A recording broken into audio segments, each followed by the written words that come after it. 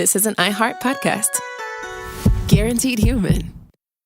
Support for the show comes from Public, the investing platform for those who take it seriously. On Public, you can build a multi-asset portfolio of stocks, bonds, options, crypto, and now generated assets, which allow you to turn any idea into an investable index with AI. It all starts with your prompt. From renewable energy companies with high free cash flow to semiconductor suppliers growing revenue over 20% year over year, you can literally type any prompt and put the AI to work. It screens thousands of stocks, builds a one-of-a-kind index, and lets you backtest it against the S&P 500. Then you can invest in a few clicks. Generated assets are like ETFs with infinite possibilities, completely customizable and based on your thesis, not someone else's. Go to public.com/podcast and earn an uncapped 1% bonus when you transfer your portfolio. That's public.com/podcast. Paid for by Public Investing. Brokerage services by Open to the Public Investing Inc. Member FINRA and SIPC. Advisory services by Public Advisors LLC, SEC registered advisor. Generated assets is an interactive analysis tool. Output is for informational purposes only and is not an investment recommendation or advice. Complete disclosures available at public.com/disclosures.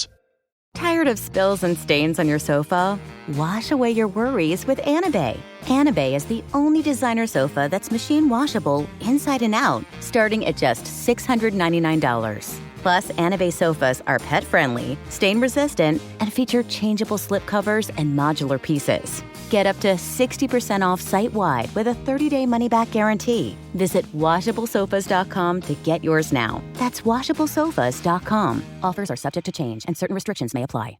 There's no championship league for small business owners. But if there was, you'd be at the top of the standings. Because going pro with Lenovo Pro means you've got the winning formation. One-on-one advice, IT solutions, and customized hardware powered by Intel Core Ultra processors help you stay ahead of the competition. Business goes pro with Lenovo Pro. Sign up for free at lenovo.com/pro. Lenovo.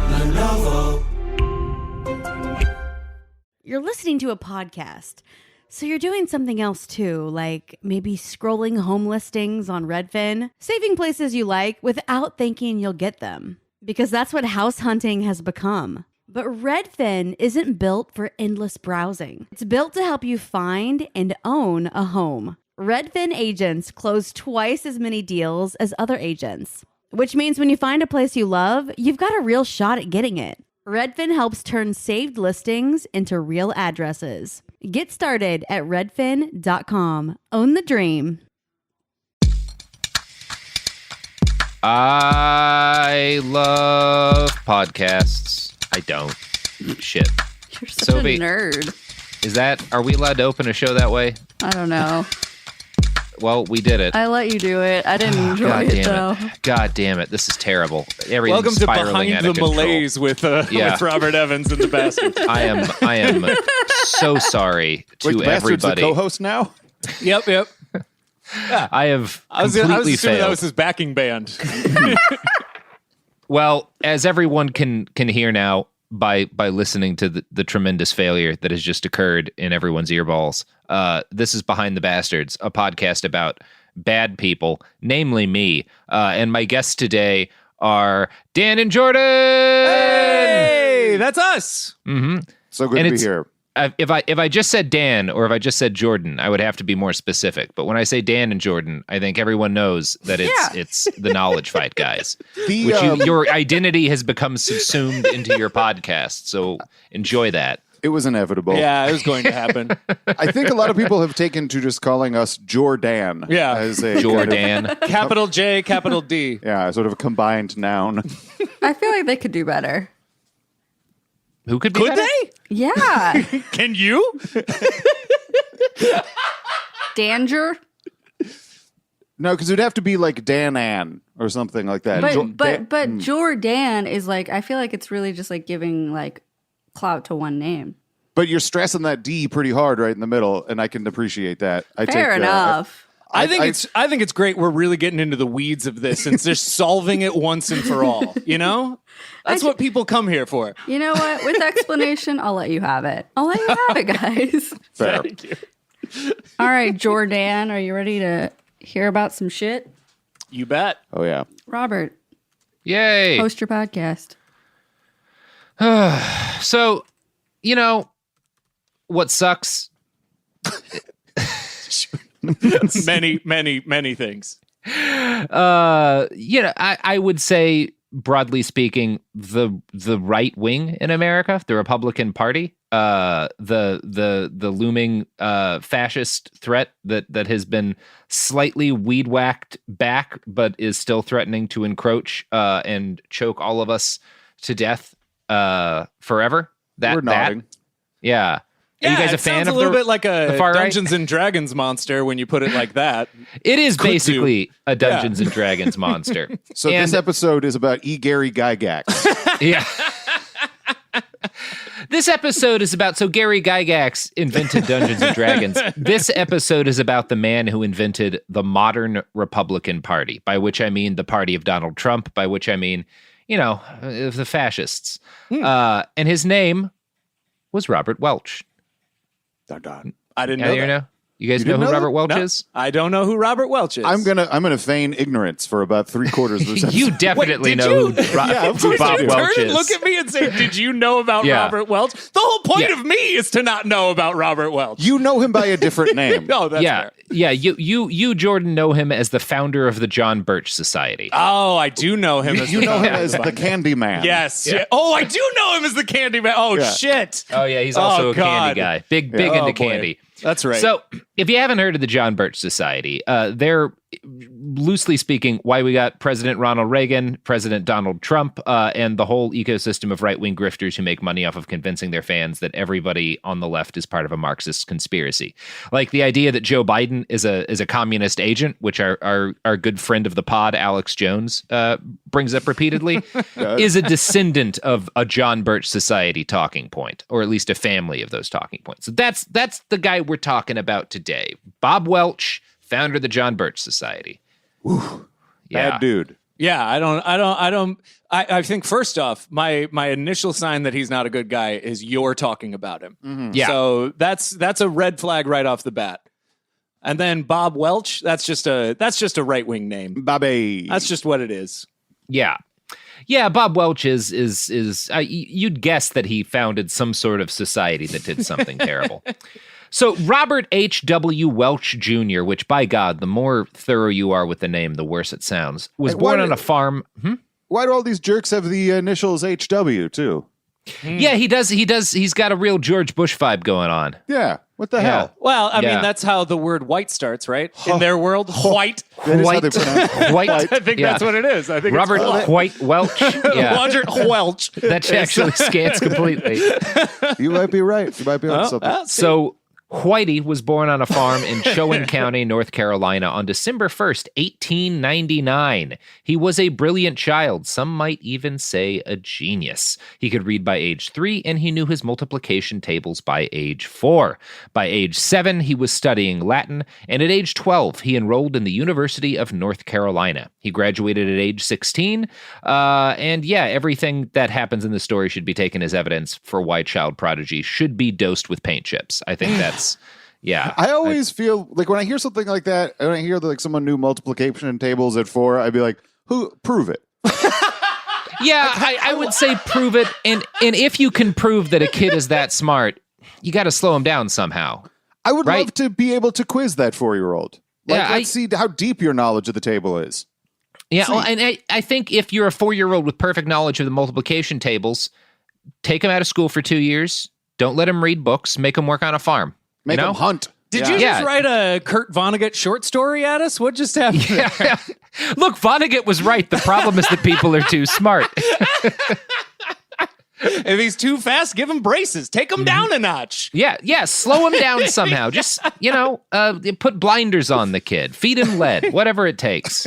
And then the inverse is true. If you're not good at something, give him steroids and shit. Give him all the drugs to make him smarter. I think everyone who can't do the multiplication tables by age 4, mandatory steroids. Everyone who can, illiterate farm in the Midwest. I like it. That's my ideal society. The health ranger has informed me that steroids. Robert be in charge of children. Okay, so Bobby Welch, child prodigy, entered the Naval Academy at Annapolis in 1917, a year when nothing else of particular interest occurred. He resigned after just 2 years when he decided that a military career was not for him. Instead, he wanted to be a lawyer, so he enrolled in Harvard Law School. But this didn't wind up working out much better for him. Robert clashed regularly with his professors, particularly the hilariously named Felix Frankfurter, who would grow up... It's a real guy. It's a real guy's name. He went on to become a Supreme Court justice. Of course. A lot of people have to overcome something in order to do something great. And I think being born with Felix, that's being born exactly boy what you were Sue. just talking about. Exactly. He had his handicap, and it made him great. Yeah. Supreme Court Justice, Your Honor, hot dog. Yeah. Because that's the hardest. If you want to be the hardest it can be for other people to laugh at you, become a Supreme Court justice, because then everybody's got to be scared. One way or the other. You're going to terrify half the population. If it pleases the hot dog. Oh, God, I'm so sorry. Please don't take away my reproductive health care. Footlong Coney. In the case of Hines versus the United States, he's going to have to recuse himself. I believe. Yeah. He could not rule on anything to do with the John Kerry campaign for that reason. Frankfurter was a liberal Supreme Court justice, which might explain why Robert Welch hated him so much. Welch's biography, which is quite a text, says that the young Robert Welch hated Felix Frankfurter because, quote, the young man from North Carolina recognized hogwash when he heard it. And hogwash is spelled in all caps and also spelled out with like a dash in between each word. Okay. Hell yeah. That's good stuff. It's a fascinating publication. That's a Canterbury Tales level of bullshit right there. Yeah, magnificent. Did someone who was with the John Birch Society write this biography? Oh, yes, absolutely. Yeah, no, 1,000%. That smelled like their sort of editorial style. Yeah. It was written probably by Bob Welch. Yeah, I would assume. In 1922, Welch left Harvard just a year before he would have graduated. He decided that he'd learned enough and it was time to make a shitload of money. And this wunderkind had a specific plan for how he was going to get rich. The motherfucking candy business. Hell yeah. Candy man. Candy's where the money is, man. You know, that's the thing about candy. You get older, it stays appealing to people of the same age. I don't know why I tried to Tried to fast times that one. So Bob's brilliant idea was something called the Papa Sucker. The Papa Sucker. the Papa Sucker, yeah. Speaking of fast times jokes, because it is what it sounds like what would happen when your dad gets a blowjob. But it was actually a caramel lollipop designed to not melt in the summer heat. That sounds exactly like what would happen if your dad got a blowjob right there. I'm pretty sure. Yeah. And like your dad's penis, it was filled with dangerous chemicals, which is why it didn't melt in the summer heat. Probably. That's good stuff. Not a good line to keep. You got to take the rough with the smooth, as they say. You know, dangerous chemicals. It's not melting. Especially when it comes to your dad's genitals. Sure. Mm-hmm. Yeah, you got to take the rough with the smooth when it comes to a Papa Sucker. Oh, unfortunate term. This has really gone on the rails, but they're not great rails. So despite the novelty of Bob Welch's Papa Sucker, his first business, named the Oxford Candy Company, did not go well. The cause seems to have again been the fact that Bob Welch did not play well with others. He had an increasing series of tense disagreements with his board of directors. In 1929, they had a fight over what he described as their desire to reduce the quality of their products to improve profits. Welch quit and again walked away. So we're getting a bit of a theme, like everything God damn it, that happens gentlemen, in his life. all I want to do is torture children for morality tales. He just keeps getting into disagreements with people, be they his professors or his business partners, and then piecing the fuck out. That's early life Bob Welch. Not an easy guy to get along with. So he's also not an easy guy to dissuade from his sacred task of selling candy. He set up another candy company, this one in Berlin, and money was tight because he had a couple of kids by this point. So he took a second job as a salesman for E.J. Brack and Sons, which was one of the largest candy companies in the world. They're the people who make candy corn, among other, Brack. Oh, so they're evil too. Yeah. No, Gotcha. they're history's greatest monsters. Gotcha. Candy corn, candy pumpkin. Wait, They they make candy pumpkin? It's the candy corn substance is in a bunch of different shapes. Oh, yeah. You mean the holiday. little pumpkins that are made out of candy corn. Yeah. I do like the very specific term substance. Yeah. Whatever it's made of, which you don't know, and neither do I.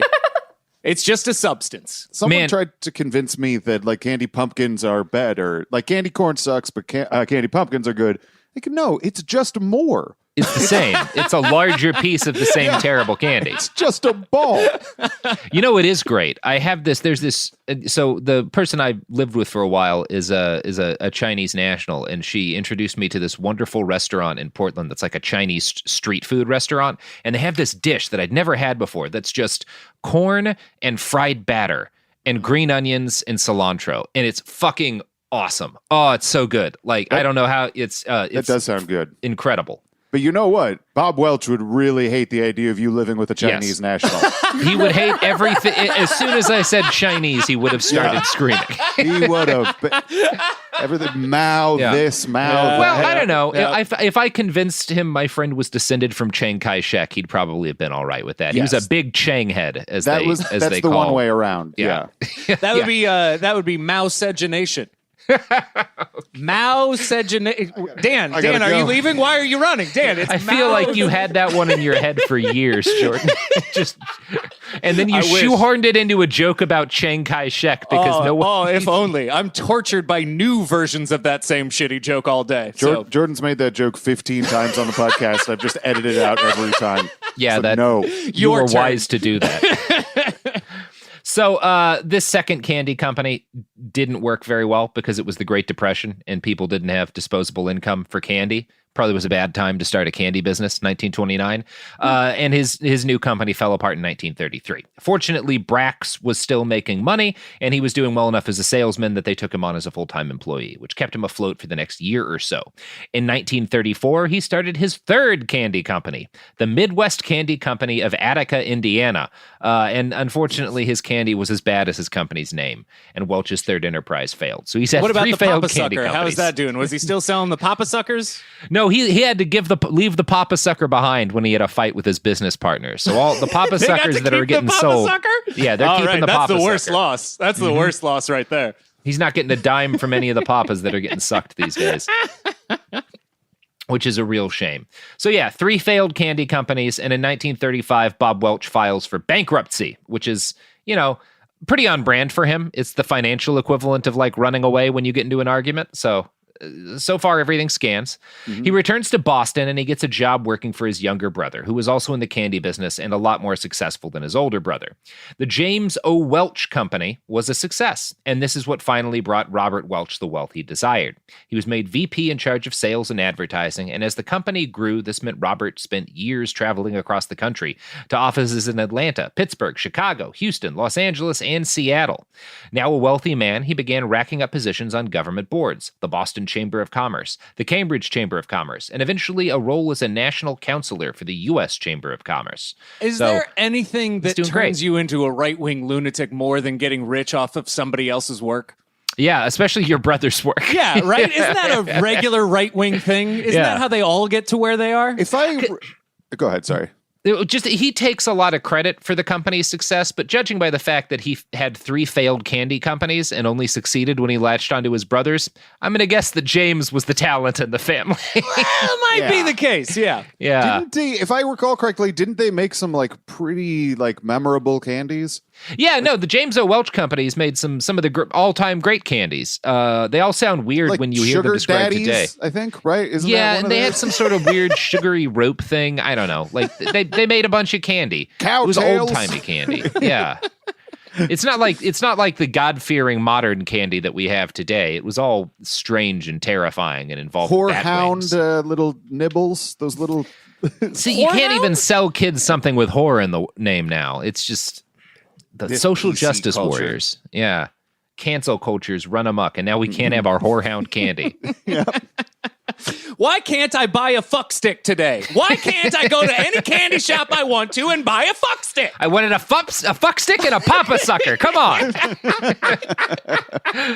So I just fact-checked. It's Sugar Mamas. Sugar Mamas. Oh, really? Jesus, way to be a misogynist, day. But isn't like Sugar Daddy and Sugar Baby, aren't those also candies? They have Junior Mints, Sugar Daddies, Sugar Babies, Sugar Mamas, Welch's Fudge, Welch's Frappe, and Pom Poms.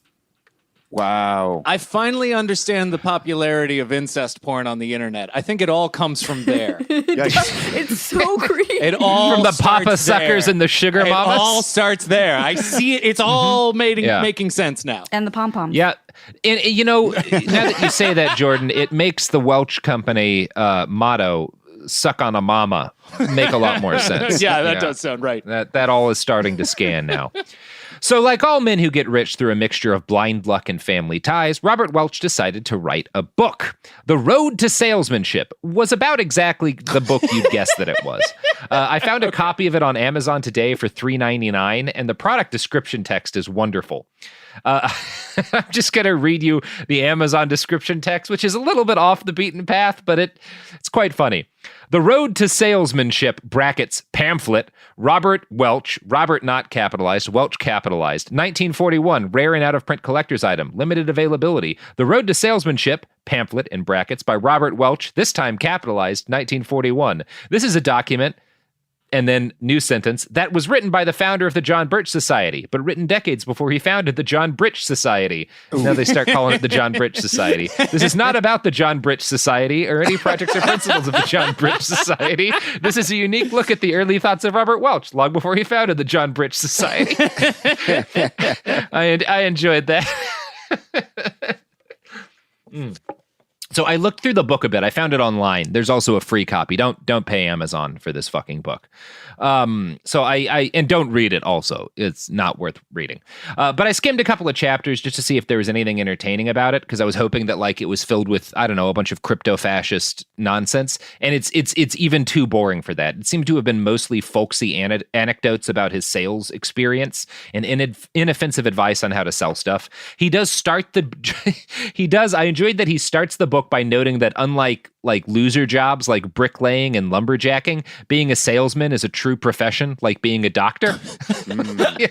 He specifically throws shit on bricklayers and lumberjacks. Any idiot can do those jobs. Selling shit, that's hard. Salesmen do occupy the same rarefied territory as doctors nowadays. Yeah. You know, you think about a used car salesman and you're like, that guy is a surgeon. The same level of quality. Well, doctor's just a used body salesman. I mean, you think when the coronavirus first hit, our first responders were the doctors, the nurses, and the candy salesmen. Yeah, absolutely. Also, I really do think the candy sells itself. Yeah. It doesn't take much. I'm not impressed by a candy salesman. I mean, as long as it's not a disastrously gross candy, or as long as it's not called the Papa Sucker, you're gonna be all right. M&Ms have never needed an ad campaign. Yeah. That's just wasting money. They absolutely have. But it's just wasting. They had a long one every Christmas. But they've actually charming. had some great ad campaigns. Yeah, but they didn't need them. They would have sold their chocolate with or without them. Yeah, and meanwhile, I think the only job that Robert Welch did was the Papa Sucker, suck on your papa. Yeah. Oh, boy. Yeah, I didn't expect us to go down. Anyway, you should have had Jamie Loftus on for this episode, apparently. He ends the book on a series of final don'ts for salesmen, which include, and these are, the actual text of all of these is more boring than you'd expect, but the don'ts are funny. A knife can have two edges. Everybody knows a drum is hollow. People rent offices to do business in. Remember the future, and professors belong in classrooms. Wait, those are the don'ts? Those are the don'ts. So don't professor. Yeah, don't be a professor. Unless you're in a classroom. Don't teach people about candy when you're trying to sell to them. Ooh, that's a good point. Don't be a candy professor. Oh, I get you now. And especially don't be a liberal candy professor. Oh, you can't do that. No. They'll remake I like the to judiciary. imagine that the knife has two edges thing is a reference to the many knife fights that candy salesmen got into in the 1940s. That wouldn't surprise me. Brutal business. It's dangerous work. You saw what happened to the Augustus Gloop kid. Yeah, and that Robin Williams movie, The Candyman. Yeah. So the impression that I got from my limited reading of this book is that young Bob Welch was something of a pompous know-it-all, but I got no hint that he was particularly unhinged or unreasonable. Like, it's not, there's nothing like there's no hints as to what he became in the book. He just seems like kind of a dick. which I guess is one hint, but not much of one compared to what happens next. So, during World War II, Welch served on the War Production Board. If it seems odd to you that a candy man would be appointed to help manage national military production during a global battle for the survival of democracy, yes. Yes, it does. But that is what happened. What are bullets but M&Ms? Yeah. Really? A bullet's just another kind of papa sucker. Yeah. We have a long history of giving people jobs they're not qualified for in this country. It's our greatest strength. So as a result of his work in the War Production Board, Welch spent more and more time in Washington, D.C. during the 40s. He also became chairman of the National Confectioners Association's Washington Committee. In 1947, he received the candy industry's highest honor, the Kettle Award from Candy Industry Magazine. So he's arrived. You can't top the Kettle Award if you're a candy man. Yeah. For what did he receive this award? For getting all those kids to suck on their papas. Yeah. But I mean, like, high sales? Was he a good candy creator? Was he just around long enough? Did he win World War II? Why did he get this award? Honestly, I think, and this isn't written anywhere, but reading between the lines from everything I read about his earlier life, I think his real talent was that he was very good at getting other rich businessmen to like him. Yep. And that's why you'll notice the thing that he really does best. He wasn't a particularly good business owner or candy salesman, but he was great at being on the board of big candy industry companies because rich guys liked him. It's like, I think that was his talent.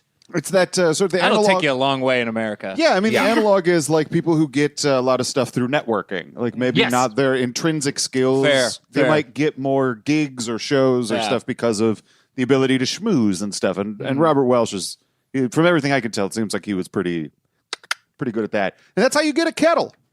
Yeah. Yeah, that's how you get a kettle. Right. You got to get a kettle. Look, nobody's trying to take the man's kettle award. Sure, he fucking brought us closer to fascism than any other American who's ever lived, but he won that kettle. He earned the kettle. Did you know The Weeknd is freaking out because he didn't get the kettle? Do you know that Tom Hanks won a kettle 2 years in a row? Both of them for his Forrest Gump. Life is like a box of chocolates. All right. That was the best thing that ever happened to the candy industry. Okay, exactly. Yep, you're right. It rippled throughout the next year. Yes. Academy Award 2 years in a row. Kettle 2 years in a row. Very impressive. All right. I thought it was because of Philadelphia, but never mind. There is a scene where he eats Reese's peanut butter cups in Philadelphia. I don't know if that's true. Sure. Yeah, Tom Hanks is actually the only man to get the EGOT K. Yeah. Okay. So Welch's real gift seems to have been in organizing people and businesses. He had a genius for managing teams and for getting, again, rich people to like him. In 1950, he was appointed to the board of directors for the National Association of Manufacturers. He held this job for a while and through it was in regular contact with wealthy and powerful people in a bunch of different industries. And it's at this point that I'm going to start quoting from The World of the John Birch Society by D.J. Malloy, which is a real fun book about a bunch of terrible shit. Welch first became involved in politics in 1946 when he volunteered to work on Republican Robert Bradford's successful campaign to become governor of Massachusetts. He was appointed vice chairman of the state's Republican Finance Committee 2 years later. In 1949, Welch went a major step further, however, when he announced his intention to become the next lieutenant governor of the Bay State. Like many other conservatives and businessmen of the time, reducing government interference in the economy and turning back the creeping collectivism of Franklin D. Roosevelt's New Deal were among Welch's principal concerns, as he made clear in an interview with Courtney Sheldon of the Christian Science Monitor on the eve of the election. "Our first and most important job," Welch explained, "is to keep us from going any further than we have already gone in the extension of government ownership of business, operation of business, interference with business, control of business, and control of the details of our daily living." He was also very strongly opposed, he said, to socialized medicine at the national or state level, to federal aid to education in any shape, manner, or form, and to federal housing plans. So, 1940s, Bob Welch is like, not only fuck the New Deal, fuck the concept of state-paid health care, fuck the concept of federal aid to education, and fuck federal housing. He this was is really a man ahead who of the doesn't curve. know how to grow the candy business. You make dental care free for everyone. Candy goes out of the roof. Come on, man. And if all of this those is a long-term business strategy. That's actually a good plan. I think so. It is. And if all those poor I'm gonna give you a families kettle. don't have to pay rent, I just earned a kettle. Jesus, you get a second kettle for that. You give poor families their rent for free. They're going to buy a lot more candy for those kids. It's true. Hell yeah. It's true. Stimulate He is right the economy. about education being a real barrier to the candy industry, though. You want people as dumb as hell if you want them eating enough candy. No, that's true. Any kind of nutritional information in schools is going to be a hindrance. Yeah. Yeah. So from the late 1940s, it was kind of clear the guy that Bob Welch was going to turn into. In a speech in May 1949, he argued that it was no secret that there was a war going on in the United States between collectivism and individualism. He described this war as occurring on many fronts. In the field of commerce and industry, the battle is between free enterprise and state socialism, he said. In politics, it is between the people's ownership of the government and the government's ownership of the people. In sociology, it is between self-reliance and dependence on a welfare state. In international relations, it is between a brutally aggressive tyranny and the remains of an independent civilization. So that's... I wish rich people would just be like, oh, I want more money. Like, I would at least be able to engage with that. But that's a whole long list of fake bullshit. Leave me alone. Just say you want more money. And what's impressive about it is that it's the exact same rhetoric that you hear out of the like mainstream Republican Party today. Totally. Like Welch really... like the thing that he predicted more than anything was like the way to kind of frame this battle. But because like, it's a fight between in this period, the late 1940s and 50s, when like the government has just finished a long stint of cracking down brutally on left-wing organizing, defining like this as a battle between free enterprise and state socialism. Like that was the thing he was doing was not just attacking socialism, which Americans had done for a while, but defining like the mainstream Democratic Party as socialists and refusing to deviate from that line. Like that was really kind of one of Welch's big innovations. Branding your enemies as opposed to yourself. Yeah.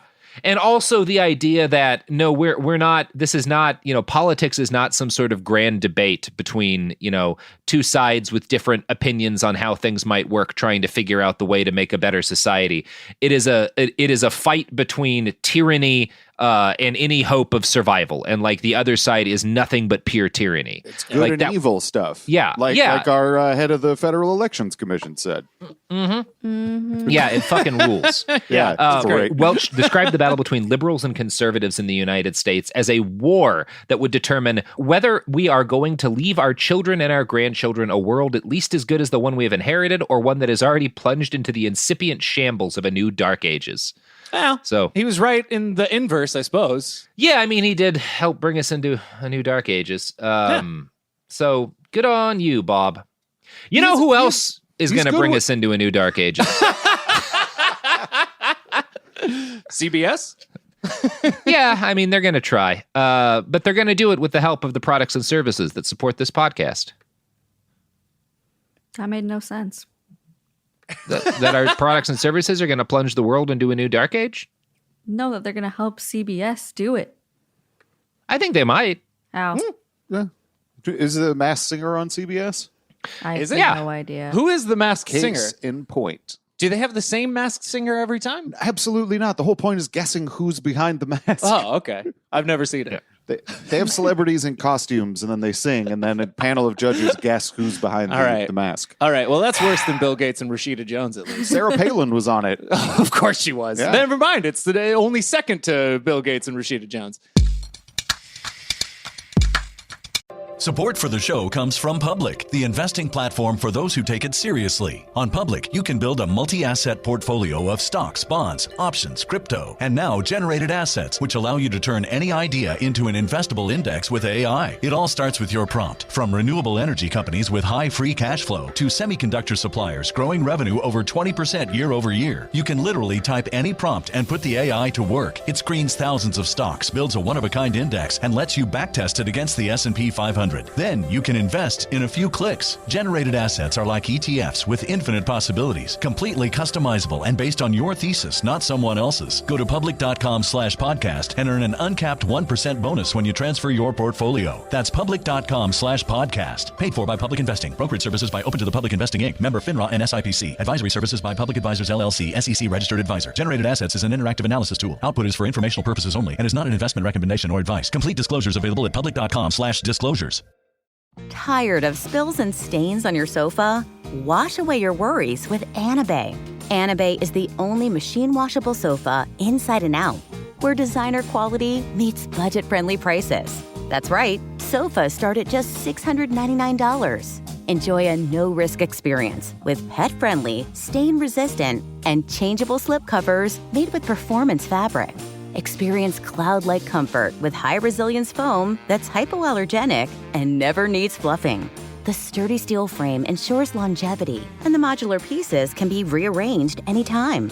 Shop WashableSofas.com for up to 60% off site-wide, backed by a 30-day satisfaction guarantee. If you're not absolutely in love, send it back for a full refund. No return shipping or restocking fees. Every penny back. Upgrade now at WashableSofas.com. Offers are subject to change, and certain restrictions may apply. There's no championship league for small business owners, but if there was, you'd be at the top of the standings. Because going pro with Lenovo Pro means you've got the winning formation. One-on-one advice, IT solutions, and customized hardware powered by Intel Core Ultra processors help you stay ahead of the competition. Business goes pro with Lenovo Pro. Sign up for free at lenovo.com/pro. Lenovo.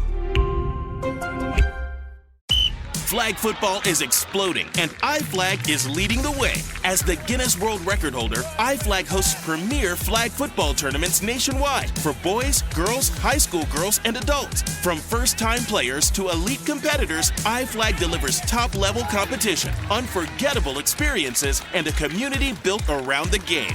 Ready to be part of it? Join the movement. Find your tournament and learn more at iflag.org. That's iflag.org. We're back, and we're talking about The Masked Singer and how it's almost certainly evidence that the United States has, in fact, slid into a new dark age through which there is no escape. I think Dr. Drew was on it, too. Why not? See, that's the kind of thing, like, if aliens came down and I had to, like, defend the continued existence of human civilization, I think I could do a pretty good job until they brought up clips from that show. Like, I think I could defend us from, like, war crimes charges and stuff, but not that. Here's this guy who's on the radio giving medical advice to teens for 20 years. He's dressed like a hippopotamus singing a song poorly. Yeah, you know what? Yeah, great, you know what? great. What are you going to use? A virus? Big lasers? Like, just do it. Just be quick about it. If the first questions aliens ask is, was Sean Spicer a good dancer? We're going to be in real trouble there. But you know who wasn't on The Masked Singer? Sean Spicer? Robert Welch. Yeah, Bob Welch was not, although he would have hated that show and called it evidence of a communist conspiracy. Probably. So Bob Welch's appetite had been, pretty sufficiently stirred by the 1950s. And again, he had he'd kind of climbed as high as the candy industry would get him. So like what you see in the late 40s is he reaches the heights that a candy man can hit, and he immediately starts screaming about how communists are going to have infiltrated the Democratic Party and are going to destroy democracy. Isn't that the Sounds like a logical normal next step? career check. Yeah, isn't that the normal? The problem is that M&M Mars was run by Marxist collectivists. Yeah, I so- assume it was because he didn't have a Wonkavator. He could only go as high. I'm going to make so many more fucking Willy Wonka references. I predict you will. Oh, it's not going to stop. I do not have trouble seeing it. Bob Welch is a lot like Willy Wonka, to be honest, because I think they both believe business owners should be able to kill children. Yep. Yeah, I agree with that. And enslave people. Yes, he is. So Bob Welch, in the 1950s, starts getting way more into politics. Now, it's unclear precisely when his terror of the left began. Again, when you read this guy's background, the stuff that wasn't just written by the John Birch Society decades later, it kind of comes out of left field. Like he's just a candy man, and then boom, he's screaming about the new Dark Ages. But however it started, it was in full form by July of 1950, when he wrote this in a fundraising letter for a politician. Quote, "The strategy of the socialists is to divide and conquer, call all businessmen crooks so that nobody will speak up for them, and strangle them with controls and taxation, bribe all the farmers with their own money into a selfish pressure group for more bribes, infiltrate the labor unions and convert them into political tools, discredit the medical profession until the rest of the public clamors for government medicine, attack every segment of our population with tactics which alienate the support of all other segments. The forces on the socialist side amount to a vast conspiracy to change our political and economic system." Wow, your face changed while you were reading that. It was almost like you went deep into that character. I channeled Bob. That was dark. There's a lot I love there, including the idea that socialists were going to discredit the medical profession in order to convince people to demand government medicine. It's like, no. It's false flag, buddy. What discredited the medical profession was people going to the ER and getting a $40,000 bill for a 3-hour visit. That'll do it.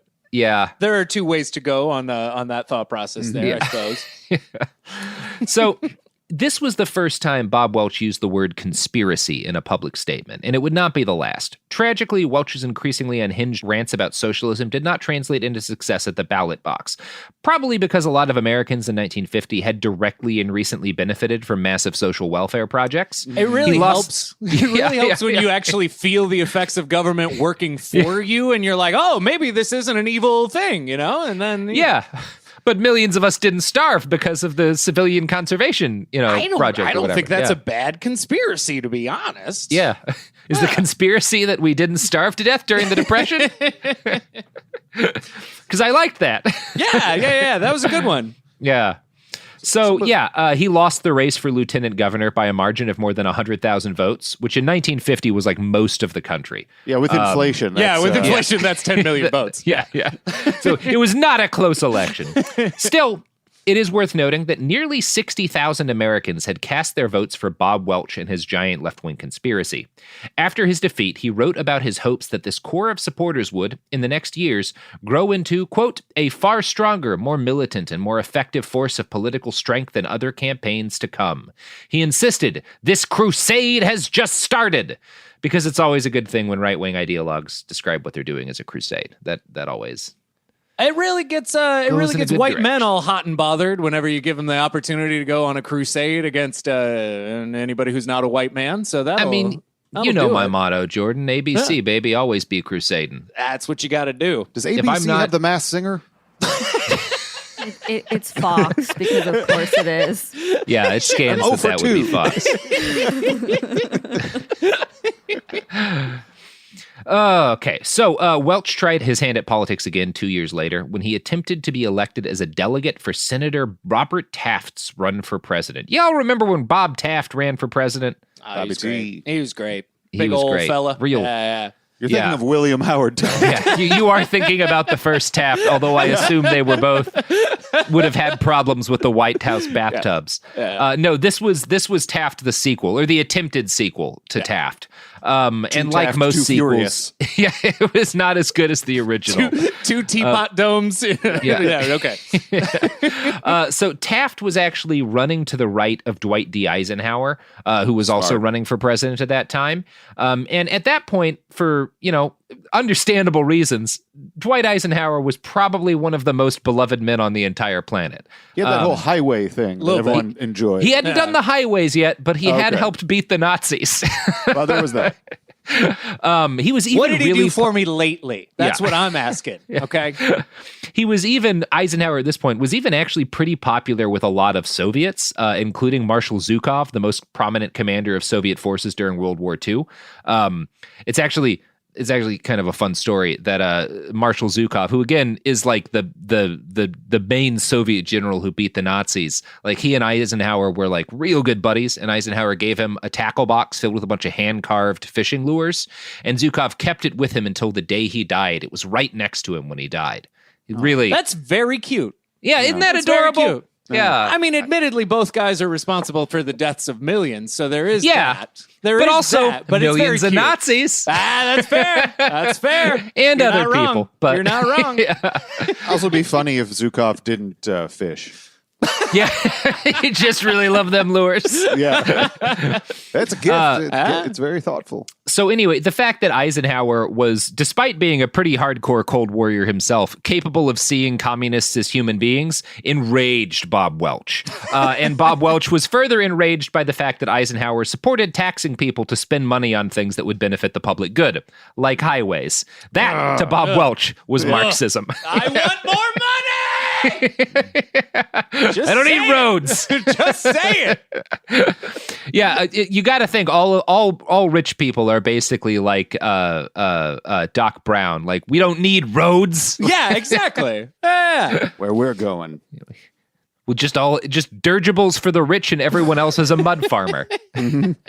That's the glorious dream of Bob Welch. I do like any alternate universe where dirigibles factor heavily in the future. I love it. Why not?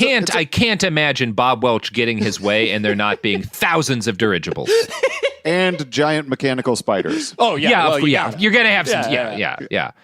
So obviously Ike won that election. He's kind of hard to beat. Mm-hmm. Again, if you really want to win an election, beat the Nazis. That'll do boy. It. Yeah. If Biden defeats the Nazis, I will vote for him a second time for sure. If Biden had sacked Hitler's Berlin, I think he would have had a more commanding lead. What is Hitler's Berlin in South Carolina now? Is that where it's at, or did they move to Florida? Of it. So the final delegate count in that convention between Eisenhower and Taft was a blowout, 845 to 280. Close. So again, the final one, not particularly close, but the first count of delegates had been much narrower, with 595 for Eisenhower and 500 for Taft. It was a contentious and ugly contest between the two men. Eisenhower's people accused Taft's people of stealing delegates. There were a number of different votes before they got to the final count, and there were ugly floor fights. And while Ike did prevail clearly in the end, a lot of Taft supporters were left feeling that they'd been cheated. There was kind of a stop the steal thing, and Bob Welch was like the main architect of it. Was Roger Stone like a baby at the time? I think he was a baby at the time. Yeah, he was. Goo goo gaga. Stop the rat steal. fuck. Poor. Yeah. First word was rat fuck. Yeah, you can kind of honestly the best way to describe it might be it seems sort of like what happened with Bernie Sanders in 2016, at least in terms of how his supporters felt. You had this like candidate who had a strong base of fanatical supporters who were like, the party leadership has fucked us out of winning, and that's probably the case. It does seem like the Republican Party leadership like tipped the scale for Eisenhower. At the same time, hard to imagine Taft doing better than Eisenhower. Yeah. At the time, Robert Welch, who was infuriated, called it the dirtiest deal in American political history. Dirtier than the new one? Yeah. Wow. There was a famous deal that he was mad about. Not long ago. Nothing made him angrier than Taft getting screwed. Wow. Robert Taft. That's a papa sucker for you. The Bernie Sanders of not wanting people to have health care. So Eisenhower went on to electorally pants his Democratic challenger in one of the most overwhelming landslides in U.S. political history. Eisenhower's vice president, Richard Nixon, would go on to do absolutely nothing of note, but that was Ike's VP. Most Americans were fine with more or less everything that went on, and really the whole fight over Taft being, cheated out of the nomination did not become a major national story. The early 1950s were a time of broad political consensus among the nation's white supermajority. So, again, people were pretty happy. The Eisenhower years are generally referred to by, again, white folks as like a golden era in America, because most Hey, white we get people to eat were in agreement. alone, right, guys? Yeah. We all get to Yeah. eat alone. This is pretty great. I love We this all country. get to eat we don't alone. have We get to buy all right. terrible houses in the suburbs. You know, You look like me. You look like me. You look like me. This place is great. I just love this club. I just bought a house for $11. And I got a negative 4% loan. It's really good. Yeah, they're paying me to have this house. They owe me for buying this house. Yeah. I accidentally fell and landed on a fucking what's the thing that people don't get anymore that they used to get? Pension. Oh, okay. I forgot what pensions were because they don't exist anymore So for did most America. of us. All right.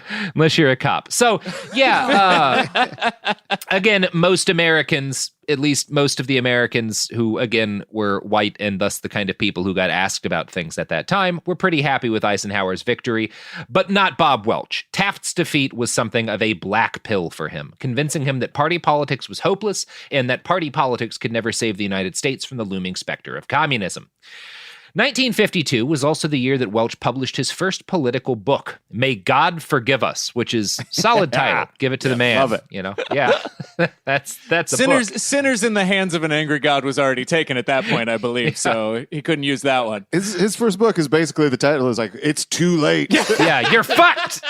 Oh shit, Sophie, remind me to pitch You're Fucked to, I don't know, Penguin or somebody.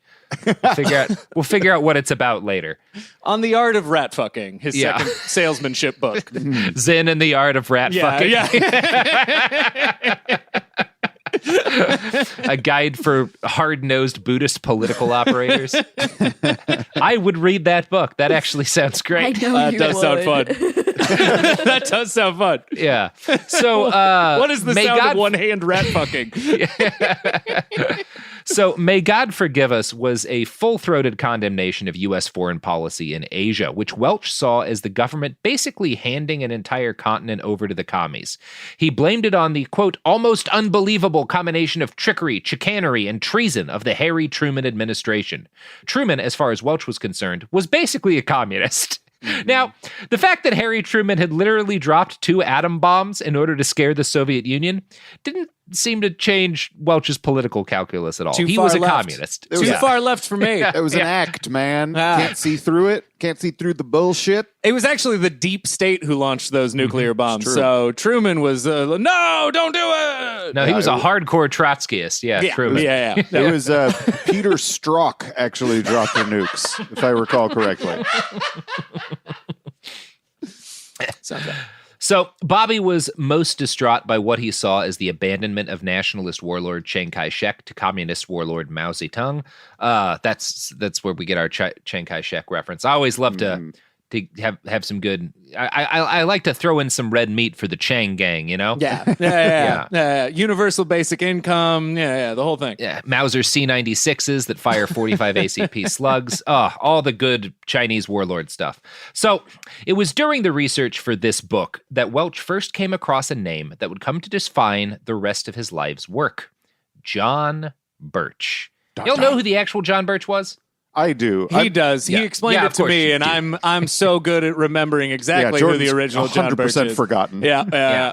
I do know one thing about him, which you will almost certainly say here very shortly. Wow. Oh, okay. I actually don't think I think he's bluffing. I think Jordan's bluffing. I will tell you this. What's the one thing you The know? one thing I know that I remember specifically from you is, according to his friend, John Birch would have hated the John Birch Society. Yes, yeah. That is what I do know. That does seem fair. Although there's debate about that. But we'll God damn it. That is one account that you can find for sure. Okay. Yeah, we'll talk about his life, and you can tell me how you think after that. Okay, so there's one thing I've Birch. skimmed about John Birch. Yeah.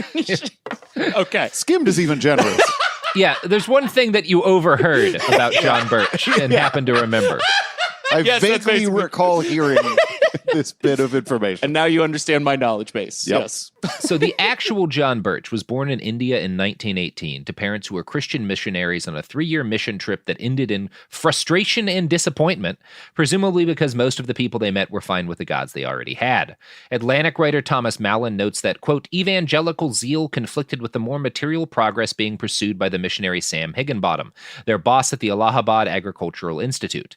In other words, John Birch's parents wanted to be like, super Jesus-y with people, and their boss was more about improving people's material needs and hoping that inspired them to find Christ. So One they got guy's tired of that hey, shit. We should give you food, and the other guy's like, what if we told them they were going to hell? That would probably work too, right? What if food was contingent on, on them accepting Christ? Yeah. So the guy who cared about helping people stayed in India helping people, and the Birch family moved back to Georgia. That's where John was born in India, but he grew up in Georgia. And it would be fair to describe him as growing up a religious fundamentalist. Like, he was not just a religious man, but by the standards of the time, a fundamentalist. Gotcha. He went to Mercer University and was described by a biographer later in life as obstinate, passionate, and headstrong. I'm going to quote from The Atlantic here. He hated his professor, Felix Frankfurt. The most notable stateside episode of his brief life involved participating in a 13-member student group against 5 professors whose theological views they deemed heretical. The accusing students were a decided minority on the Baptist campus, and charges against the faculty were dismissed after a 10-hour hearing. Birch went on to graduate at the top of his class, but found himself shunned by a portion of its members. He began to feel that he had been used, provoked into the fight by some of Macon's towny Baptist ministers. So again, he's very hardcore religious and is like willing to accuse a bunch of professors of heresy, but then after the whole situation shakes out, he starts to feel as if he's been manipulated by like ministers in the area, and he kind of has an awakening, and after this point, most agree, became less extreme religiously. Like, seems to have realized he was being manipulated. Why do I feel like 60% of that debate was entirely about whether or not Jews were people? Like, I feel like that's totally the whole thing, right? There was a JQ in that. In that discussion. Yeah. So, yeah, John was smart enough to realize he'd been manipulated, and he left that school. He went to a Bible Institute next, run by a popular evangelical radio preacher who suggested that Birch should travel to China as an evangelist. John arrived there in September of 1940 in the middle of a long and almost impossibly bloody war between China and Japan, and a civil war in China. It was a rough fucking place to be in 1940. Not an easy time to be anywhere, really, in China. So John actually traveled closer to the danger and moved almost 200 miles from where he had initially moved in China to the city of Shangrao, which was very close to the front line. Now, while he was a foreigner in China to sell people on Christianity, it does seem like he legitimately fell in love with the culture. He learned to speak fluent Mandarin in just a year, which is not something you would do. Shit. Yeah, he was really apparently cool. very gifted with languages. And yeah, that's probably not the kind of thing you do if you didn't have some appreciation for the culture. The Atlantic notes that this exceeded the norm for proselytizers. I learned their language just to tell them they're dirty commies. That's what I did. Tell them they're commies. Yeah, it's also noted by his biographer that he recognized his own racial prejudice, which was obviously a product of growing up white in Georgia, and was struggling to overcome it in the 1940s. So it seems like a guy who, like, grew up in a pretty regressive background, but was making significant strides to be a better person, open to new ideas and new people and new cultures. Definitely not a villain, would be fair to say. By 1942, Birch had become discouraged by the bureaucracy of the missionary effort in China, feeling as if it distracted from the more important work of providing meaningful aid for a nation that was riven by war and starvation. He volunteered to serve in the U.S. military mission to China as a chaplain. Before he got an answer, he wound up helping to rescue Jimmy Doolittle's raiders, who had just bombed civilians in Tokyo as revenge for Pearl Harbor and had landed in China. As Birch's biographer notes, quote, "They saw a gaunt Western man with several days' growth of beard, and one of the airmen exclaimed, 'Well, Jesus Christ!' The missionary replied, 'That's an awfully good name, but I am not he.'" So, got a bit of wit to him. All right, you little clever bastard. Shut up. Not Just a bad say response. hi. Just say Not a bad hi. response. God. You gotta throw out something good there. You gotta have your, like. I would have gone with "That's my dad's name." That's the way you do that one. That's the way you pull that one off. Yeah, that would have been a funnier remark. If only John Birch had done more stand-up sets. If only Jordan was around back then to do punch-up. Yeah, I got to do punch-up. On social responses. One note, John, one note. Let's take it one more time. Let's take it from the top one more time. You can't imagine if you were him giving that response that, like, 70 years later, some dicks would be, like, arguing about whether or not it was funny on a podcast. Yeah, I imagine I would like that. I would like 70 years from now somebody to be like, it was pretty good. That one time that's worth a life. That one time Jordan responded to someone saying hi to him was not funny enough. I'm excited the for reviews 70 for our years from show. now, behind the Bastards, where they just go through old episodes of my podcast and punch it up, correct my mispronunciations. But you know what'll be funny still? Your ad What? break transitions, Robert, which you need to do. Oh, not to most people. Capitalism's not going to last that long. Nothing's going to last that long. I can't. Yeah, but you do need to do an ad break. Okay. Here's a product.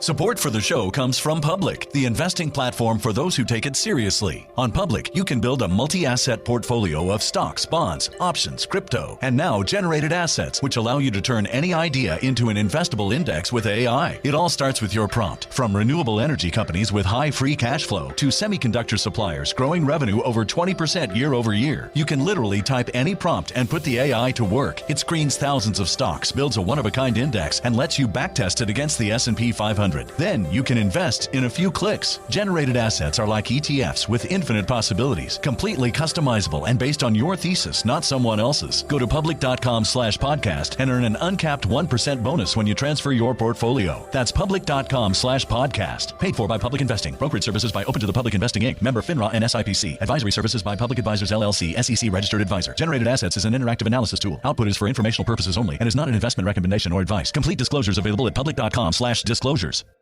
Time for a sofa upgrade? Introducing Anabe Sofas, where designer style meets budget-friendly prices. Anabe brings you the ultimate in furniture innovation with a modular design that allows you to rearrange your space effortlessly. Perfect for both small and large spaces, Anabe is the only machine-washable sofa inside and out. Say goodbye to stains and messes with liquid and stain-resistant fabrics that make cleaning easy. Liquids simply slide right off. Designed for custom comfort, our high-resilience foam lets you choose between a sink-in feel or a supportive memory foam blend. Plus, our pet-friendly, stain-resistant fabrics ensure your sofa stays beautiful for years. Don't compromise quality for price. Visit washablesofas.com to upgrade your living space today. Sofas start at just $699 with no risk returns and a 30-day money-back guarantee. Get up to 60% off plus free shipping and free returns. Shop now at washablesofas.com. Offers are subject to change and certain restrictions may apply. There's no championship league for small business owners, but if there was, you'd be at the top of the standings. Because going pro with Lenovo Pro means you've got the winning formation. One-on-one advice, IT solutions, and customized hardware powered by Intel Core Ultra processors help you stay ahead of the competition. Business goes pro with Lenovo Pro. Sign up for free at lenovo.com/pro. Lenovo. Flag football is exploding, and iFlag is leading the way. As the Guinness World Record holder, iFlag hosts premier flag football tournaments nationwide for boys, girls, high school girls, and adults. From first-time players to elite competitors, iFlag delivers top-level competition, unforgettable experiences, and a community built around the game. Ready to be part of it? Join the movement. Find your tournament and learn more at iflag.org. That's iflag.org. We're back. That was the least funny one you've ever done. That was a good one. Hey, what do you I don't need this shit. I don't need this. 70 years from now, people are going to be like, Robert was really being bullied by Sophie that one time when he talked about the John Birch Society. That one time. That was the most noteworthy thing that happened before World War III. Let's give them notes on it. Even though none of them survived the initial nuclear exchange. Anyway. I'll start the Robert Evans Society. Yeah, I'm going to wind up being the first victim of space communism. So yeah. Space fascism. Birch would go on to play a minor role in helping Doolittle's raiders escape. He was commissioned in the military, and he worked in the military for a few years. And, at this point, U.S. military mission in China, broadly speaking, on the right side of things, because they're against Japan, who was killing millions and millions and millions of people. So, he's not a completely unproblematic guy, but not a bad guy. And yeah, his goal after leaving the service was to do more missionary work. He was going to move to Tibet, but he never got the chance to do that. By 1945, Birch was physically and mentally wrecked, both from a terrible war and from repeated bouts of malaria. He got his final military assignment in August, which was just after the Japanese surrender was announced. And, when Japan surrendered, the Chinese nationalists and the Chinese communist forces started fighting again. And Birch was with a U.S. military unit, and again, sick, and everyone who was around at the time notes that he was showing increased signs of paranoia. He was going through PTSD. He was not in a good mental place. And the group he was with... It's too bad he didn't have hydroxychloroquine. Yeah, that actually would have helped. Yes, because it's an anti-malarial. So Birch's party, the guys he was with, the U.S. military unit he was with, ran into a group of communist soldiers, and they ordered the Americans to disarm. Birch got angry and insulted people, and we don't exactly know what happened, but there was a fight, and Birch was shot dead. So if he had never learned Chinese, he wouldn't have been able to piss him off as much. Yeah, the lesson here is never learn another language. You will get murdered in a field in China by Red Army soldiers. I think that's what I'm going to take away from this. Yeah, quit your Spanish lessons today and save your own life. This podcast is not brought to you by Duolingo. Yeah. So Mao Zedong actually apologized for the killing of John Birch to an American general who was in charge of the U.S. mission in the country at the time. But Mao kind of walked away from that meeting really angry because the American general seemed to be insistent that he should be able to send American troops anywhere inside of China without informing the Chinese ahead of time. So it was a whole big deal, and it just kind of seems like a tragedy. Birch probably was being a dick, but also was sick and struggling with PTSD and doesn't seem to have been a bad guy. It's just a bummer. It's war. Yeah. War sucks. Yeah. It would be fair to call him a complicated man, but yeah, definitely not a villain. In death, though, his legacy was really, really simplified, thanks in large part to Robert Welch. He turned John Birch into a symbol because to Robert Welch, John Birch was the first American to die fighting communism. Even though he hadn't really been fighting communism, they'd actually been, broadly speaking, trying to help China, and they just got into an argument with some communist soldiers, and everyone was probably drinking. I feel like you're trying to apply nuance to a situation where there's only good guys and bad guys, and how dare you ever consider the bad guys human beings? That's crazy. Yeah. Welch does not see any nuance in this. To him, John Birch is a martyr who gave his life to destroy communism. He starts turning him into basically the John the Baptist of capitalism. Oof. That's kind of Bob Welch's goal here. Which, I never knew John Birch, obviously, because he died decades before my birth. But reading about the guy, you kind of get the feeling he'd be a little bit bummed. Yeah. You know who else didn't know him? Fucking Robert Welch. Fucking Robert Welch did not know him, no. Not even a little bit. That's fair. In 1954, Welch started work on what would become one of his most consequential books, The Politician.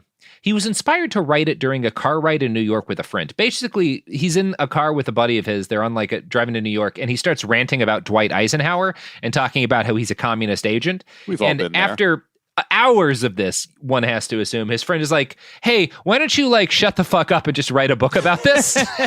That's every time I've been on the road as a comic. Every single time. You should write a book, which is a classy way of saying, please stop talking. Welch does not take this as a classy way of saying please stop talking, and he actually writes a book. I don't think please stop talking is something he respected very much as a way of life. Not a real please guy. Yeah. Nor a stop guy. Iffy decision to write this book, too. Mm-hmm. Yeah, not a great call. A lot of bad decisions. I guess the Leviathan was taken, so he had to go with the politician. And May God Forgive Us was already had already been taken. May God Forgive Us again. May God Forgive Us 2, Electric Forgivaloo. Yeah. May God Forgive Us 5. You've got 7 She's times. all being forgiven by God. May we be forgiven, Tokyo Drift. It's a mad way to be forgiven, my God. That's fun. So Welch started, so he has this conversation with a friend. He's like, just write a fucking book about Eisenhower, the communist. So Welch starts by writing a letter which outlines his feelings on Eisenhower, and he revises it over the years in 1956 and again in 1958. And basically every year he sends out a new draft of this letter to anyone who would listen to him. And he calls it a letter, but by the third revision, it was 80,000 words long, which you might notice is not a letter. Did he just write "I want more money" over and over and over again? Manifesting. No. Yeah. Talk about what he wrote. I feel like some of my relatives' like holiday letters might end up being about that long. I feel like I don't have word counts on them, but they feel 80,000 words. I assume there was at least one recipe in there, right? There had to be one recipe. Sure. For Papa Suckers. Yeah. How to make a good old-fashioned Papa Sucker. Yeah. I mean, I would be really angry if any of my friends or loved ones sent me an 80,000 word letter. Like, really? No. Oh, that one, I would happily get that one other than a letter that I was supposed to actually read. Oh, if you I wouldn't read it. That's why I'd be angry. That goes in the garbage. Thanks for sending me that letter. That's great. If you send me a 2-page letter. Yeah, exactly. Dear Uncle, I have thrown your letter in the trash. Thank you for sending me such a heavy package. Since by the third revision it was more than 80,000 words long, Welch decided to start calling it a book. The Politician, as he titled it, became the underground secret text of what became a small cult-like following of friends and admirers who increasingly believed that Bob Welch was something of a prophet. In February of 1956, Welch launched his first magazine, One Man's Opinion. He later renamed it American Opinion, which really actually reveals a lot about his thought process. Yeah. I think this. No, America thinks this. It's that idea of the subjective actually being the objective. Yeah. That's how the artist thinks. Uh-huh. Yeah. It is pretty telling. So he left the Welch Company at the start of 1957 and began preparations to turn his circle of followers into a formal political advocacy group. Now, by this point, Welch was convinced not just that Eisenhower was a crooked politician, but that he was a secret communist agent in the White House. Like that Eisenhower was actually a communist and was attempting to manipulate the United States into socialism from the White House. That's so crazy that stuff used to happen in the past. Yeah. That's so wild. Yeah, it's just like how could you be in that headspace where something like that happens? Were we ever so young? It's crazy. Yeah, imagine looking at Dwight Eisenhower and being so far right that you're like that fucking Marxist. Imagine looking at Biden. Mm-hmm. Yeah. He's the kind of person who, everyone is a Marxist if they don't think he should be able to skeet shoot with poor people. Yeah. That's Bob Welch's politics in a nutshell. And Welch wasn't just convinced that Ike was a communist. He believed that the majority of both the Republican and Democratic parties, most of their elected leaders at least, were communists and communist sympathizers. So, Bob Welch, in order to kind of spread this warning about encroaching communism, turned to the massive Rolodex of wealthy industrial magnates that he'd built up over years in the candy world. He invited all of these guys to a hotel in suburban Indianapolis in December of 1958, and he asked them to stay for 2 days. He didn't tell them what it was about or why he was inviting them to a hotel for 2 days. Gentlemen, it is a murder mystery. He just said it was a matter of utmost importance. So he's very cloak and dagger, very secretive. And of the 17 guys that Bob Welch invites, 11 of them show up to see what he has to say. And I'm going to quote from Politico. Some real cool characters among those 11. Too. Yeah. Real cool folks. Yeah, at least one Bastards Pod alumni. Yep. After exchanging firm handshakes in the breakfast room of a sprawling Tudor-style house in the Tony Meridian Park neighborhood, Welch explained why he had brought this group together. The United States faced an existential threat from an international communist conspiracy hatched by an amoral gang of sophisticated criminals. The power-hungry, God-hating government worshippers had infiltrated newsrooms, public schools, legislative chambers, and houses of worship. They were frighteningly close to total victory. Welch felt it in his gut. These cunning megalomaniacs seek to make themselves the absolute rulers of a human race of enslaved robots, in which every civilized trait has been destroyed, Welch wrote in the Blue Book of the John Birch Society, the organization's founding history. That would really sound unhinged to me if he weren't proven 100% correct on every point there, right? Mm-hmm. Yeah. I mean, I think he got it. I think he nailed it. There's definitely a group of cunning megalomaniacs who seek to make themselves the absolute rulers of a human race reduced to robotic servitude. But, it's Jeff Bezos. Yeah, it's Peter Thiel and Bezos. Yeah. Yeah. What are we doing? It's guys who would have been in the John Birch Society. Yeah, exactly. Yeah. Yes. So the chosen few gathered here would form the vanguard of a new political movement, an army of brave American patriots dedicated to preserving the country's Christian and constitutional foundations. Welch christened the group the John Birch Society, named in memory of a U.S. soldier. Yeah. You know the guy. Yeah. Yeah, and their goal at the beginning was destroying the, quote, communist conspiracy, or at least breaking its grip on our government and shattering its power within the United States. So... I love guys who are like, oh, there's a conspiracy to kill everybody, and then they create what is essentially the Knights Templar. Yeah. Like, what are we doing? There's a conspiracy. We have to create a conspiracy to fight it. We're going to be a secretive group of crusaders fighting against communism. What's weird and conspiratorial about that? Well, I mean, it's the same thing you hear now. Like, there's a coup going on in our government, so we have to form a counter coup. Of course. And then they're going to form a counter coup against our counter coup. Yep. Yeah, it's like, what are we even doing? This is just like one of those dolls inside a doll. Yeah. Or an onion. Well, it's one of the most effective ways. If you're trying to convince people to do something that's blatantly evil and horrible, the best way to do it is to convince them that the people you're going to be harming are doing the same thing to you. Exactly. That's we should have martial law because Biden's going to put in martial law. Or like that trailer park was going to gear up in their 4Runners and drive through my neighborhood firing out the window. So I have to get in my 4Runner and drive through their trailer park shooting into trailers. Yeah. There's no other option. Yeah. Right. They forced me into it. Mm-hmm. False flag also, by the way. Yeah. So all 11 of the rich dudes that Welch invited to his meeting became founding members of the John Birch Society. Are we going to talk about these guys? Oh, yeah. We're going to talk about these guys a little bit.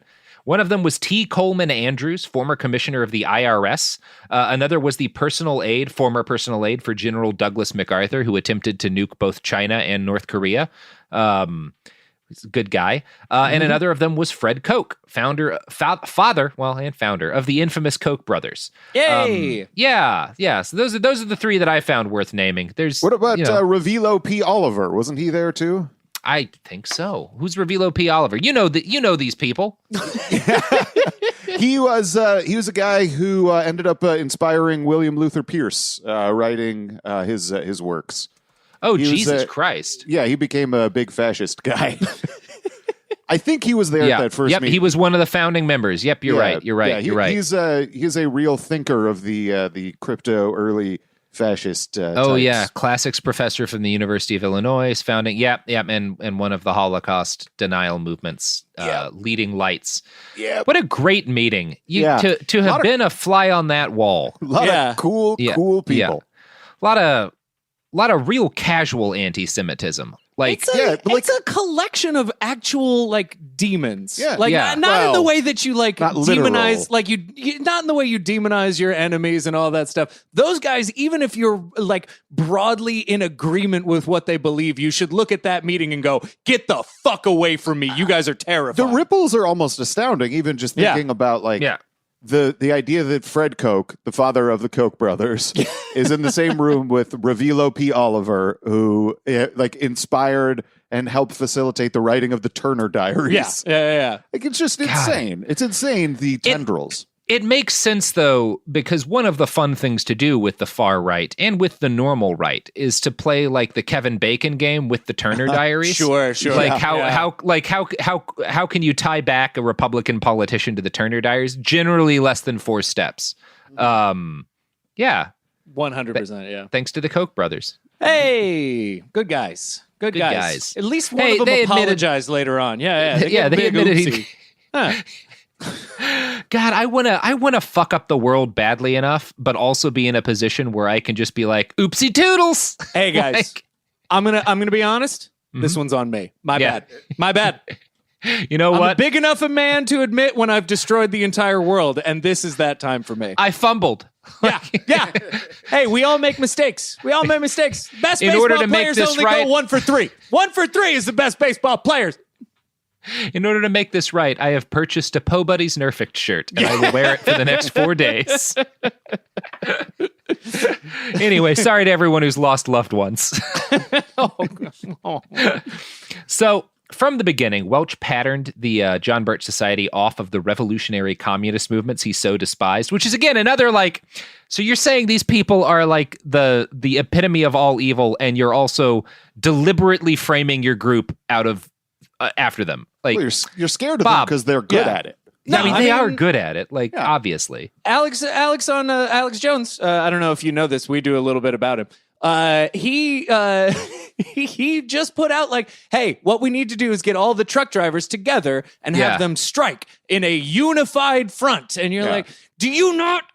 You hate unionization, but now you want to use withholding of labor as a means of political action. Yep. Yeah. Interesting. Yeah. There's nothing wrong with that. Not well for us. Yeah, no, but no. for him, there is something wrong. No, yes, yeah. Like you shouldn't be. It's the same thing with like police unions, where it's like you people use fire hoses on striking workers. You don't get to unionize. Like fuck yourselves. Yep. So from the beginning, Welch patterned he patterned them off of revolutionary communist movements.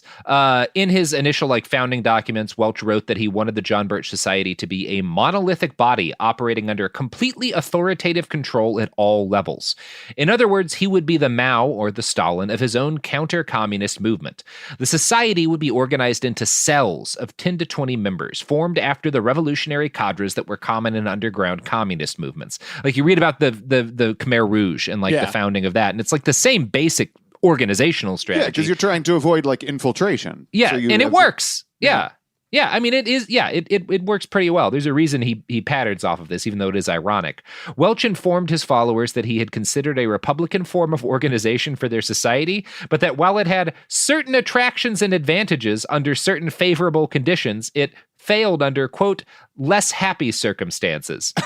The United States, Welch insisted, was beset by less happy circumstances, and the extent of socialist infiltration in American society made any Republican system open to infiltration, distortion, and disruption.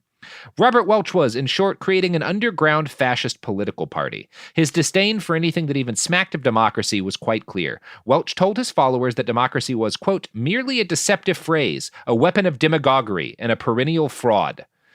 So I want more money! And I don't want people to be able to vote that I should give more money. Yeah, I do not want people to be able to vote for anything, really. Yeah. Because they will vote for socialism. Yeah. I mean, it's the same shit that you see today. Yeah, there's nothing new here. Well, it was new here though. Like that's what's interesting about this is that he was like now we have. It's shocking to a lot of people that we have all these mainstream elected Republicans saying openly like, we're not a democracy. Democracy is bad. We don't want democracy when there's this much socialism going around. If you let people choose things, they'll choose dangerous socialism. And Bob Welch was the guy fucking 60 years before that who was being like, this is exactly the way we should be framing things. Mm-hmm. I have a quick question. Do you think is he a believer? Do you know what I'm saying? Yeah, okay, I think he's a hard believer. He's not the same kind of right-wing grifter we're used to seeing all over the place. This guy's I don't think he's a grifter. Okay. I don't think he's a grifter. He's already rich for one thing. And Sure. Yeah. Well, like rich people don't continue the grift. I think that there is an element of a grift in what he's doing, but he's not seems to be like there's the people, grift isn't the focus. There's people who serve the scam, and then there are people who are like, "Nah, this is ideological." I think he's more on that side as well. All right. I think he's an ideologue. I think he believes in what he's doing. Okay. He's making for a lot bad of money reasons. off it. Well, no, of course. Yeah, don't worry about that. He's not just in it for the money, right? Gotcha. He wouldn't be doing this if it was just to sell like pills. Weird pills. Yeah. He's not a pill guy. No. So I'm going to quote now from The World of the John Birch Society by DJ Malloy. Quote, All in all, it was a hierarchical structure derived not just from the many years Welch had spent in the world of business, but also from his openly, if perhaps surprisingly expressed, admiration for the organizational tactics of his communist foes. Acknowledging the similarity between Lenin's notion of the dedicated few and his own plans for the John Birch Society in the Blue Book, for example, the always capitalized founder explained that he was willing to draw on all successful human experience in organizational matters, so long as it does not involve any sacrifice of morality in the means used to achieve an end. If I'm in that room, I'm like, he's going to be removing people from pictures pretty soon. Yeah, he's going to be erasing us from history once he gets to be dictator. I don't trust that guy. He's going to be relying on everyone's wife to send letters to people while the men get drunk and yell about commies. So membership as one of the dedicated few was not free. Monthly dues were $24 for men and $12 for women, which probably says something unfortunate. Life memberships cost $1,000. There were monthly chapter meetings. For the first 2 years of the John Birch Society, things went along smoothly enough. Word of the society was passed mouth to mouth, and cells of Birchers sprang up all round the nation. Welch addressed them all monthly in the society's bulletin, which he wrote every word of. It was not always easy to get freedom-loving Americans to sign up for an organization that was fundamentally undemocratic, monolithic, and authoritarian in structure. Welch spent a lot of his time explaining to members why such a strict and unbending hierarchy was necessary. He told them that the U.S. was a shoreline of beautiful houses threatened by a rising flood. You can assume the flood's non-white people. The Birches and their ilk were lonesome boys with brooms trying to sweep it back. What they needed, Welch insisted, was a dynamic boss to get them organized by barking this. This is, again, from one of his writings. This is like, right. So he's describing like the U.S. has a bunch of beautiful houses and there's this flood threatening it and we're lonesome boys with brooms beating it back. All those boys need is a boss who's willing to shout this. Hey, you guys, all of you, drop those pretty brooms. You fellows down there on the end, start running for empty bags. You fellows in those next two groups, start filling those bags with sand. You men here, all of you, start lugging those bags of sand to put on this wall the communists have busted up so badly. You fellows over there, all of you, get the heaviest clubs you can find, spread yourselves out along the whole length of this wall, and don't hesitate to break the heads of any saboteurs you find monkeying with it. Don't even hesitate to break the heads of those you find creeping towards the wall if you are sure of their evil intentions. So America is set up perfectly, and it's the best country that has ever existed, but there are circumstances that are happening right now that really, we need a dictator. I'm afraid so. There's just nothing. It's impossible to avoid. Look, it's circumstantial. What are you going to do? We need a dictator. Otherwise, people are going to spend all their time swinging brooms and not beating people in the head. Making sandbags. I find it fun that this starts as like a metaphor for trying to organize people to deal with what is presumably like a tsunami or a flood condition, and instead turns into beating communists with sticks. There's a flood coming. Punch the water. Don't do anything to help it. Just punch it. I mean, every year or so, I go out to the coast and get into a fight with the ocean, and I think that's why we have not had a major tsunami on the west coast of the United States in years. I just get drunk and scream, you think you're bigger than me? Yeah, because of me. I beat the shit out of the ocean every couple of years. You should have seen me, Sophie. Jordan does taunt Lake Michigan often. Mm-hmm. You have to, if you don't stand up to bodies of water, they're going to walk all over you. Literally. We're all nodding like, sure. Very stoic nods. Very stoic nods. Yes. Yeah, fight the ocean. That could go into that could go in the don'ts of the art of salesmanship right there, I think. Yeah, I want to start a John Birch Society that's just themed at getting people to fight the ocean. Fight various forms of nature. Yeah, well, mostly oceans. Punch trees, yell at the water. All of what John Birch was preaching was good enough to earn his society the membership of one of my favorite Bastards Pod characters, Phyllis Schlafly. She and her husband, some guy, joined in 1959. So, yeah, that's good. Phyllis Schlafly. I thought Birch Jordan Society. was going to bark at that. He's not a fan of close. Ms. Schlafly. Not a Schlaffer, as we used to call ourselves. Not on the Schlaf squad. Nuh-uh. So that same year, Schlafly and her husband joined the John Birch Society. Robert Welch launched a crusade to recall newly installed Supreme Court Justice Earl Warren. Justice Warren was a liberal who had written the majority opinion for a decision that overruled state and local segregation laws. We're talking Brown versus the Board of Education here. Yeah. Robert Welch did not like Brown versus the Board of Education. Oh, yeah? Why not? Not into it. Not wild about the fact that black people got to go to the same schools as white people now. In Welch's eyes, Earl Warren's opinion on this case meant that he was a communist. Welch insisted in letters that Warren had violated his oath, and he harangued his most gifted followers to turn the effort to recall the justice into a movement. Privately, Welch wrote that, frankly, with the left-wing control now so strong, insidious, and ubiquitous in Washington, I am not deceiving myself that we have very much chance of really bringing about the impeachment of Earl Warren, although we might, but I don't think that is really as important as dramatizing to the whole country where he stands, where the Supreme Court now constituted under him stands, and how important it is to face the facts about the road we are now traveling on so fast. So that's really interesting to me, because in all of his publications, he makes it clear that this is a real effort to recall Earl Warren, and I think we have a real shot, and we're going to get this guy out of the Supreme Court. And in his private letters, he's like, we're never going to do this. It's all about making people angry. It's about the rhetoric. It's about pushing the idea of the fight. Yep. Which is not like anything else that's happened since. Nope. No. A lot of size on this episode whenever the past and the future compared. Yeah, he's a real trailblazer. Yeah. So you get a feel for Bob Welch by reading his letters. I'm going to read you now an excerpt from one he sent to T. Coleman Andrews, who's the former commissioner of the IRS. Does it start with scream? No. I mean, kind of. It begins with Welch's Yeah, that's regret. kind of what I hear out of all of his writings. The letter begins with Welch's regret that Andrews turned down an opportunity to spearhead the effort against what Welch refers to in all caps as the movement to impeach Earl Warren. He calls it that in all caps every time he types about it. He's a caps guy. He'd caps do well lock on guy. Twitter. Is Frankfurter not on the Supreme Court anymore, or is he I think gone? he's dead at this point. Oh, okay, I was going to say, because you got to go for him first. You know, he's your guy. So, he starts the letter by being like, it's a bummer that you don't want to help me impeach Earl Warren. He goes on to discuss gathering storms in the South, which is a reference to the civil rights movement, which Bob Welch stated he thought was directly caused by the Communist Party. Quote, if blood does flow there, which I agree is entirely likely, it will definitely be because the communists planned it that way. They have schemed for so long to be in position to fan little fires of civil disorder into a huge conflagration of civil war, if and when they need such a horror in their moves to take us over. And John Birch, though a minister devoted to peace, was entirely ready to fight for a cause which he considered worthy of sacrifice. So devoted to peace. Devoted to peace, this guy.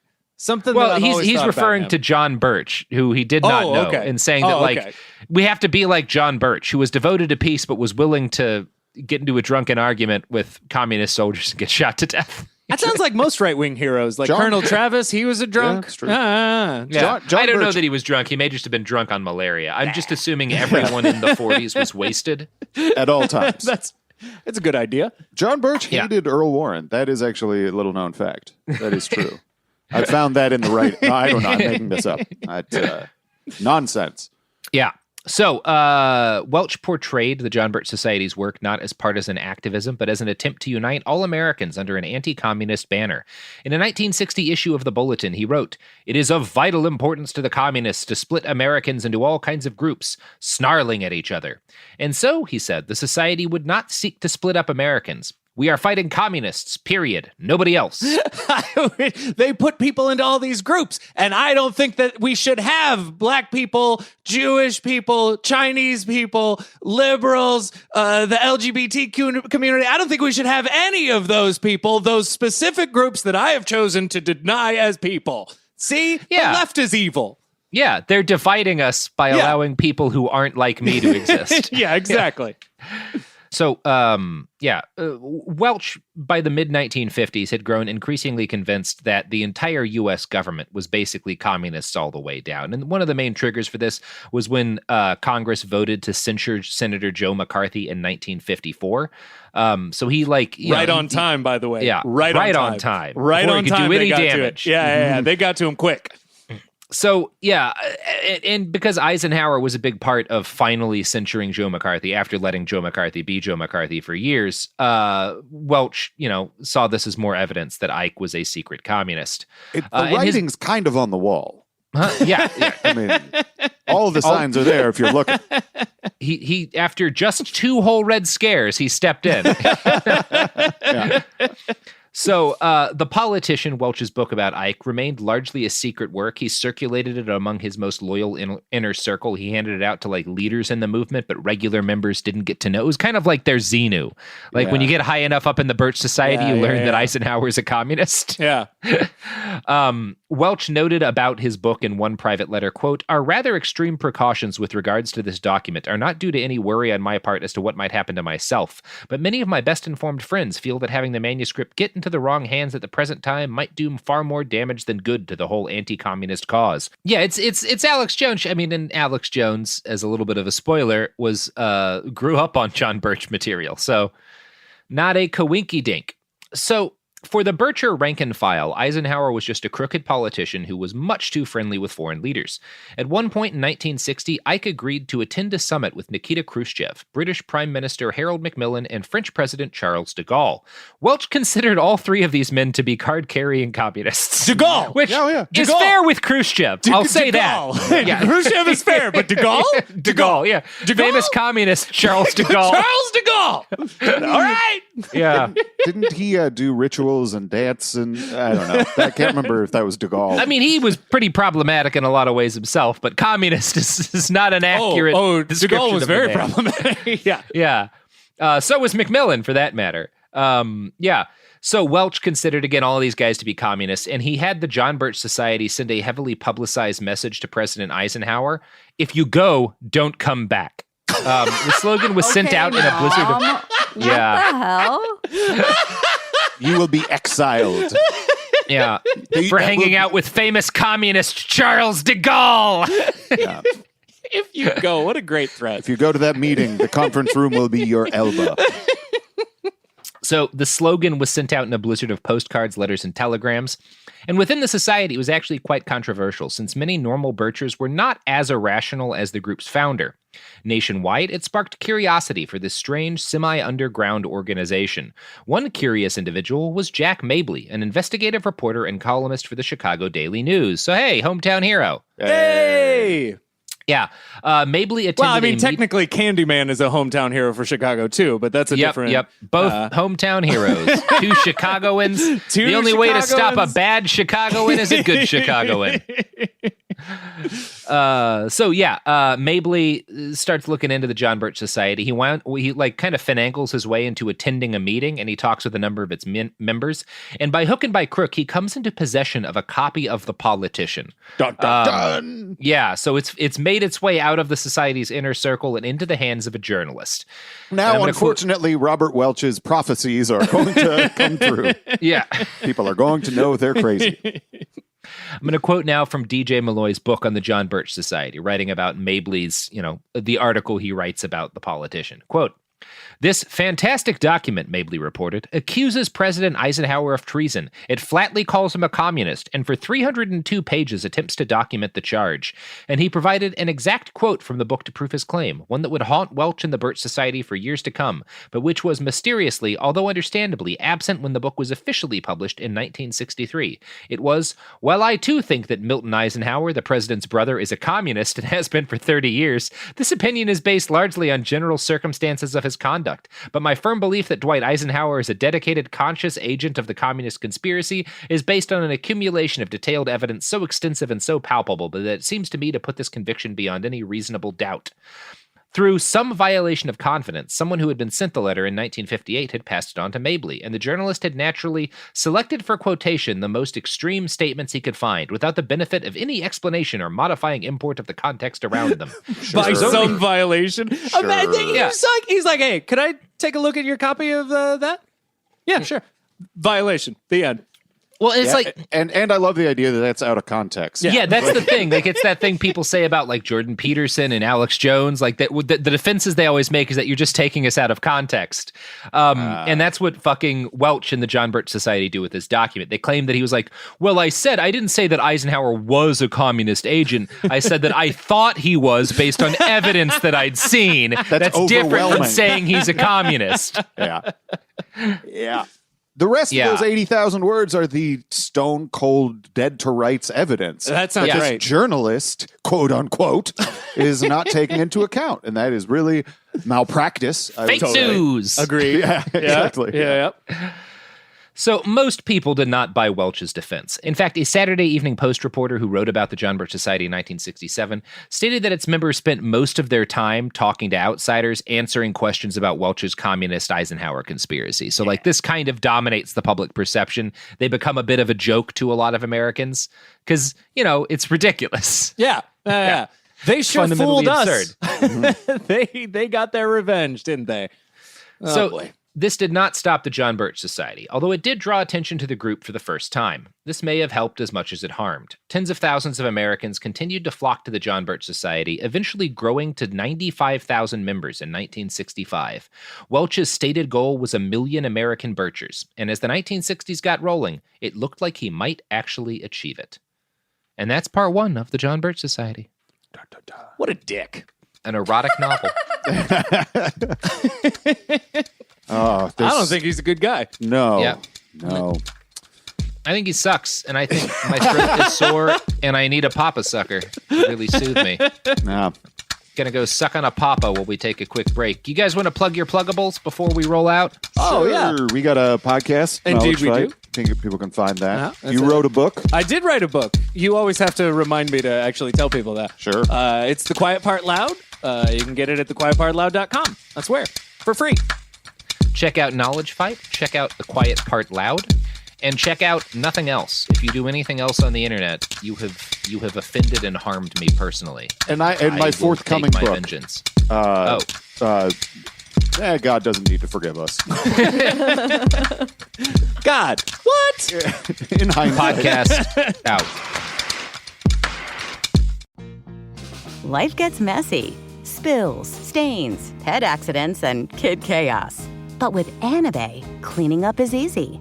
Our sofas are fully machine washable, inside and out, so you never have to stress about messes again.